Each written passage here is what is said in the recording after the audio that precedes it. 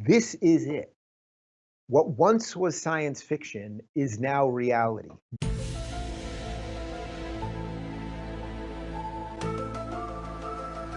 This great reset phrase has been being bounced around on Twitter a lot. It's not something you're going to hear about in the mainstream news, at least yet. You won't hear about it until they've accomplished all of their goals.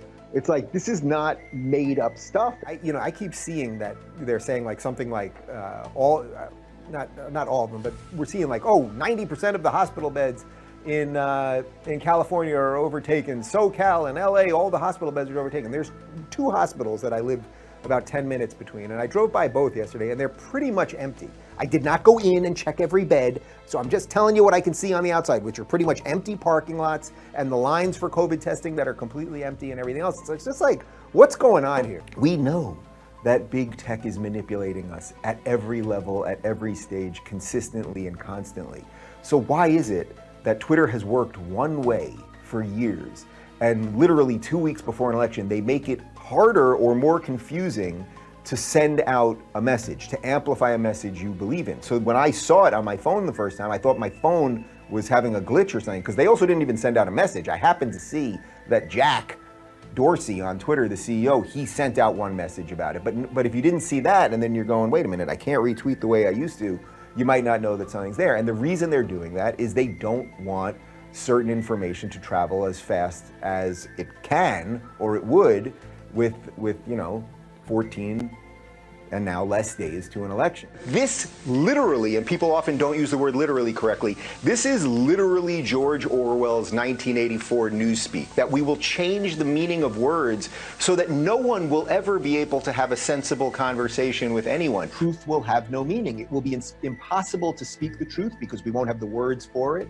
Newspeak, we won't even remember what happened yesterday, the memory hole. We will be in a world where regulators will be constantly confusing us, so no one will know what's going on. Checked, and it was like, there's nobody tweeting about this. So I tweeted that out, and then I said, you know what, I bet I could post a picture of Alf and a poop emoji, and it will get more retweets than that. And my picture of Alf and a poop emoji got something like 3,000 retweets and 10,000 likes, but that didn't trend. Now, all of this is, without getting too insider baseball, it just shows you that they are messing around with us in ways that are unimaginable. So they're telling you we are using COVID to severely alter how the world will be after COVID. But, they changed the way you retweet. Remember that, where you suddenly had to hit retweet twice to retweet instead of once. And the reason they did that, obviously, was they were watching out for certain things they didn't want going viral. Perhaps things exposing fraud or whatever it might be after the election. Well, then just in the last few days, they've suddenly said, okay, we're going to go back to the old way of tweeting. And as I've been saying, there's a war on reality. That's what's happening right now.